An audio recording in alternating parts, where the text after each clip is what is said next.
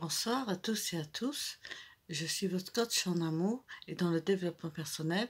Aujourd'hui, je vais vous parler d'un sujet qui m'a été souvent rapporté et que je pense que ce soir, à l'approche du déconfinement, il devrait vous intéresser. Voilà.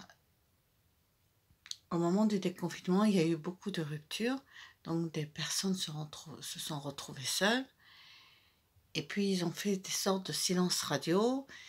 Alors, ils ne savaient pas trop comment faire ces silences radio, si de les faire courts, longs, légers, de 3 jours, de 4 jours. Alors, le silence radio, on ne peut pas dire si un silence radio d'une semaine, c'est bien, ou de 2 semaines, c'est bien, ou de 5 semaines, c'est bien, ou de 10 semaines.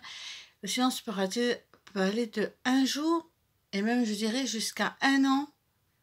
Et encore, je suis large parce que je dirais davantage, parce que nous ne savons pas dans toutes les situations sentimentales que nous traversons, si le silence radio, justement, il est là pour apporter des réponses. Donc, si on fait un silence radio au bout de quelques jours et qu'on l'arrête et qu'on va embêter la personne et parce qu'entre-temps, quand on décide de faire un silence radio, c'est qu'il faut qu'on s'occupe de soi. Et le fait de s'occuper de soi, c'est de ne pas être dans l'attente, bon, tout en étant dans l'attente, mais on ne doit pas être dans l'attente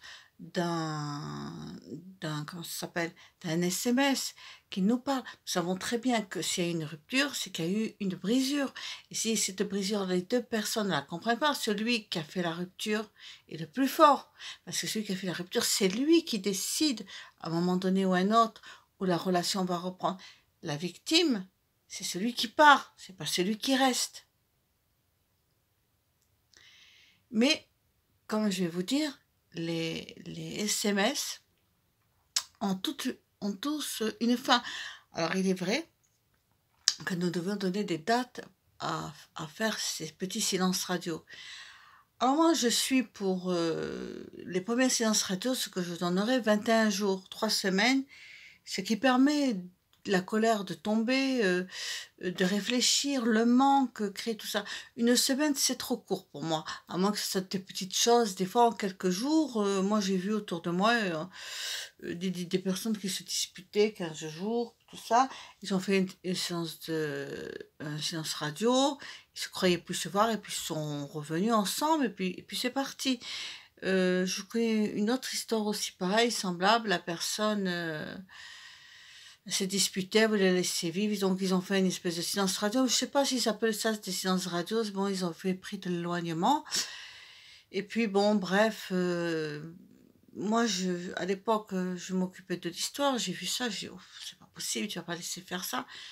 Oh non, tu vas te tromper, t'as pas confiance.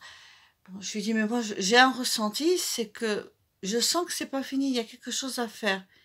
Je lui ai dit, tu l'as ton nom? Elle m'a dit oui. Alors, je lui ai dit, mais là, qu'est-ce que ça peut faire? Essaie, tu verras. Bon, ça s'est bien terminé, elle s'est mise avec la personne, et aujourd'hui, elle coule des jours heureux avec ses hauts et ses bas. Mais elle toujours, n'empêche, depuis 5 ans, elle vit avec la même personne. Alors moi, je vais vous dire, réussir un silence radio, c'est mon objectif. Oui, je vais vous dire pourquoi. Parce que moi-même, j'étais confrontée au silence radio. Parce que quoi, je suis confrontée? Parce que je suis une femme amoureuse. Donc, j'ai déjà fait appel au silence radio. Et les miens, quelquefois, ont bien marché. Et puis d'autres fois, vu les circonstances de notre séparation, et ce silence radio a toujours été fait avec la même personne. Mais certains silences radio ne s'est pas toujours passé comme on l'aurait souhaité. À partir de là, ça fait très mal. Quand vous espérez revenir avec la personne et que cette personne vous dit non, et que vous lui avez fait ce fameux petit SMS et qui vous dit c'est terminé, je ne veux plus de toi. Mais vous êtes assis sur votre lit et puis vous lisez votre SMS, pardon, pas mon lit. Et bien là, vous vous rendez compte que c'est terminé. Voilà. Alors quand vous réfléchissez, vous dites pourquoi il vous jette, pourquoi il vous balance, qu'est-ce que vous lui avez fait? Oui, on a des torts tous les deux, je préfère vous dire. Je ne vais pas vous dire que dans chaque dispute dans un couple, les deux ont tort. Mais on en est arrivé là.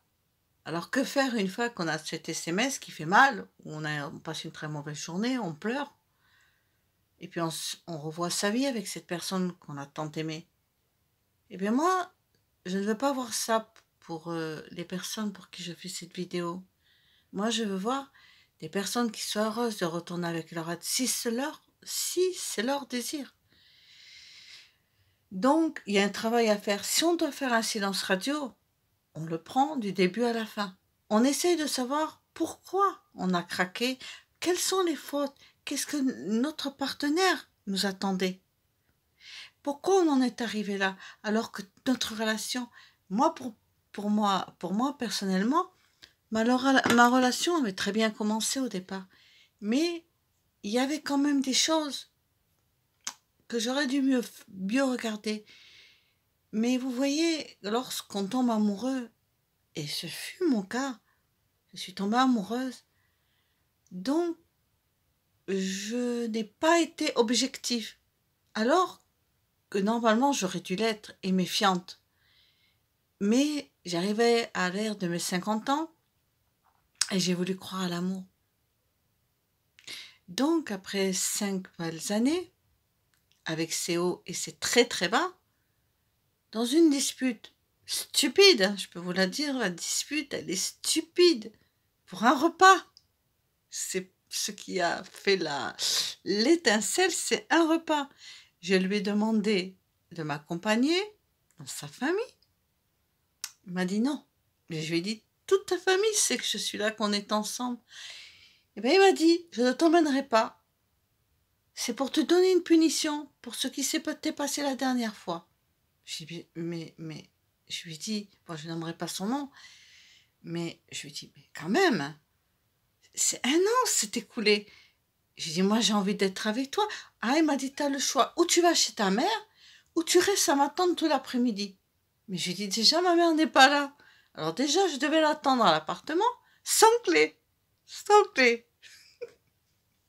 Et c'est ce qui s'est passé. Alors ce qui s'est passé, c'est que j'en avais marre d'être naïf, parce que c'est une forme de manipulation. Et j'ai été furax, parce que de la façon dont il m'a présenté la chose, ça m'a fait très très mal. Mais vraiment, on ne peut pas faire plus mal que ça. Donc j'ai décidé de partir. Il a essayé de m'empêcher de partir. Mais moi, j'étais très en colère. Mais vraiment, en colère, en colère. Parce que c'était pas la première fois qu'il me le faisait. Et ça se terminait toujours pareil. Tu t'en vas, tu reviens, voilà. Ça m'a fait très mal. Et il a vu que je n'étais pas bien.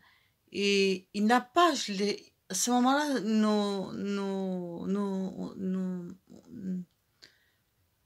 nos yeux se sont croisés et je l'ai vu qu'il a ri. Bien évidemment, je suis une femme et je dois dire que ça, j'ai appris par la suite à le corriger. Je le dis devant toute la France entière qui verra ma vidéo. Je suis italienne et quelquefois, euh, tout en étant coach et en coachant des personnes, en les aidant, mais moi, des fois, je n'applique pas ce que je devrais faire appliquer aux autres. Donc, ce qui s'est passé, c'est comme je l'ai vu rire, ça m'a fait de la peine et ça m'a agacé.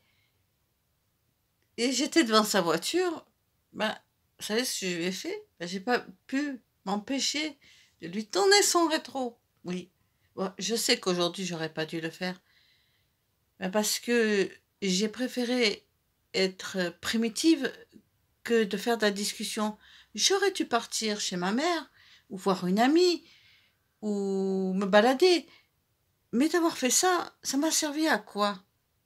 Ben, je vais vous le dire à quoi ça m'a servi. Et c'est pour ça que je fais cette vidéo. Moi, le soir, quand après la colère est tombée, je lui en voulais toujours parce que c'est souvent comme ça qu'il m'a traité 5 ans. J'avais envie d'être avec lui. Mais comme je lui avais cassé ou défait son rétro, il m'a dit, c'est fini entre nous. Ni ma fille ni toi me veut. Moi, ce soir-là, je me suis sentie anéantie. Bon, j'ai pas trop souffert parce que c'était la première... J'ai repris mes activités, je suis sortie, j'ai fait tout ce que je pouvais pas avoir fait quand j'étais avec lui. Mais le manque s'est installé. Et puis après ça, j'ai essayé de le recontacter parce que j'ai pas pu m'empêcher de l'écrire. Je suis même allée chez lui, mais il n'avait plus sa voiture. Donc s'il n'y avait plus sa voiture, c'était pas très bon signe parce que s'il n'y avait plus sa voiture, c'est qu'il était chez quelqu'un. Il n'a pas, après 5 ans de vie, pour un petit rétro cassé, il n'a pas hésité à me remplacer pour partir avec une autre personne parce que c'était un monsieur des sites de rencontre. Donc je me suis sentie quand même humiliée. Bon, j'ai accusé le tout tour, et puis après je me suis dit, c'est peut-être ta faute, toi aussi tu as un mauvais comportement, tu le connais, tu devrais savoir que c'est pas en cassant un rétroviseur que les choses vont s'arranger. Je le reconnais que la violence n'emmène rien de bien, et je vous le dis pour les personnes qui regardent ma vidéo, ça ne sert à rien de casser un rétro, ou de donner un coup de pied dans la porte, ou de de dégonfler les pneus. Ne faites pas ça. C'est la pire chose que vous pouvez faire et en plus vous faites fuir la personne que vous aimez parce qu'après il ne vous fera plus confiance parce qu'on ne sait plus que vous êtes. Voilà. Alors, à partir de là, je suis rentrée chez moi évidemment. Bon, les 2 ou 3 premiers jours, je me sentais mieux parce que je réalisais qu'en fait on avait beaucoup de différents et que c'était toujours lui qui décidait.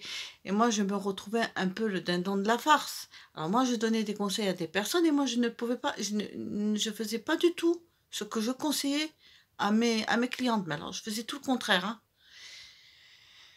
Et puis, c'était quelques jours avant le confinement du Covid, j'ai écrit. Il est resté sans voix. J'ai compté, j'ai lui envoyé 400 exactement textos, SMS. Dans les 400 SMS, je n'ai reçu aucune réponse. J'en avais besoin de l'écrire, ces SMS, parce que ça m'a rassurée. Le fait de lui écrire, ça voulait dire, peut-être qu'il va me répondre. C'était, si vous voulez, ça me faisait du bien, quelque part. Et puis après, j'ai réalisé que, j'ai dit, mais combien de temps tu vas lui écrire? Toute ta vie? Toute ta vie, tu vas t'excuser, t'excuser, t'excuser. Mais lui, est-ce que lui, il n'est pas un peu responsable aussi de ça? Ah, est-ce qu'il n'est pas responsable de ça? Oui, point de vue psychologique, il est responsable à 100% et plus. Mais moi, par contre, je trouve très maladroit d'avoir cassé son rétroviseur. Mais c'est pas que j'ai voulu lui casser, c'est qu'il s'est moqué de moi. Et je l'ai mal pris. J'étais pas bien, je pleurais, je l'avais mal pris. Il s'est moqué, on aurait dit qu'il était heureux de me voir souffrir. Mais ce qui est, c'est que j'ai vraiment beaucoup souffert. Il savait que j'aimais bien sa famille. Il savait aussi que j'aimais bien tout ça. Il a voulu me punir parce que pour un différend qu'il y avait eu.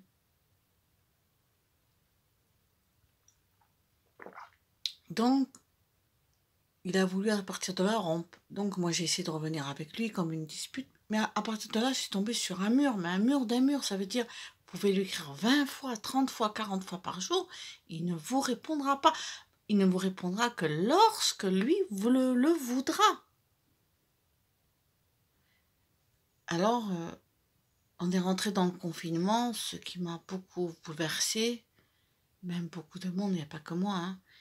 Mais dans l'histoire qui concerne, quand le confinement que j'ai appris qu'on vivait un drame dans le Covid, évidemment,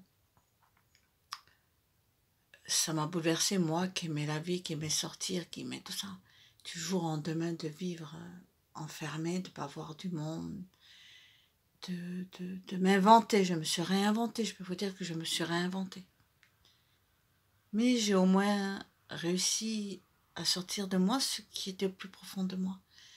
J'ai continué à l'écrire pendant une belle bonne semaine. Je vous l'ai envoyé, c'est là que je vous dis, je parle des 400 textos en une semaine. Il répondait toujours pas. Alors à un moment, je me suis dit, peut-être il m'a mis en indésirable. Mais j'ai dit quand même, il faut que tu ailles voir. J'osais pas pour pas me perturber. Ça n'a encore me perturber. Je dis, mais t'es bête ou quoi? Rien. Bon, ben j'ai appelé. Et puis je me suis rendu compte. Oui, non, il m'avait pas mis en indésirable. Bon, j'ai dit. J'ai encore écrit. Je suis en confinement, on est en pandémie. L'avenir, on ne sait pas ce qu'elle nous dira. Parce qu'on se dit, oh, jamais, jamais. Et là, ça. Regardez, mon chien était très bien. Et rien ne disait qu'il allait mourir. Et d'un coup, un matin, il s'est levé, on l'a trouvé une grosse grosseur. On l'a emmené au vétérinaire. Il a été opéré, tout se passait bien. Excusez-moi de vous attrister. Ben, il est mort en une semaine. Alors que le chien, en apparence, il jouait la veille. Rien ne laissait le dire. Bon, le sujet n'est pas le chien, c'est surtout pour en revenir au SMS de rupture. Alors j'ai fait comme on dit, le silence radio. Je l'ai fait 5 à 6 semaines. Alors ce silence radio, je l'ai fait, mais je le voyais quand même aller sur les sites de rencontres. Bon, ça ne m'a pas fait plaisir, mais j'ai respecté son choix, je ne me suis jamais parlé. Et puis je me suis dit, que cherche-t-il? On avait passé de très bons moments ensemble, avec ses hauts et ses bas, comme dans un couple. Et puis, moi, j'étais trop triste d'être sans lui. Parce que j'ai énormément de sentiments pour cet homme-là. Lui, peut-être moins, il m'aime bien, mais beaucoup moins. Lui, il a d'autres visions de la vie. Voilà.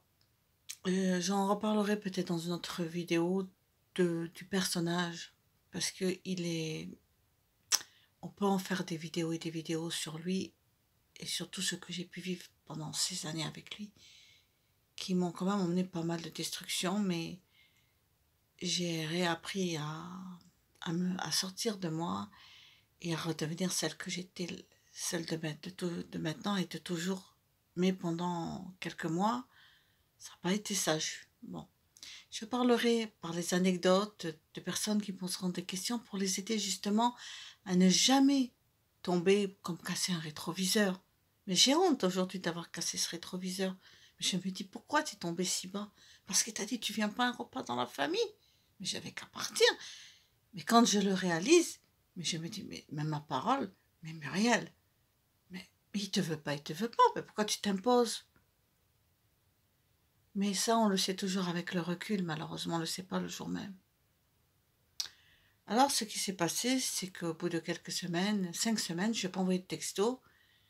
Et puis, j'ai envoyé un texto, là, il n'y a pas très longtemps, en lui disant, d'abord, j'ai commencé par banalement, en lui disant, bonjour, comment tu vas?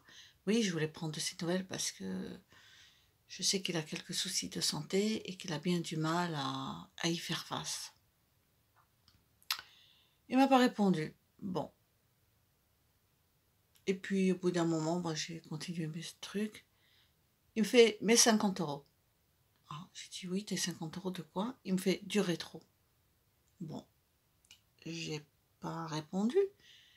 Je lui ai dit, bon.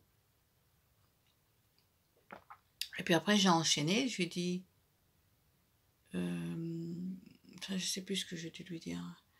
Je crois que j'ai dû lui dire, il est en est où avec moi de la relation, c'était fini ou pas fini, où on allait aller dans cette période difficile de Covid, enfin bref.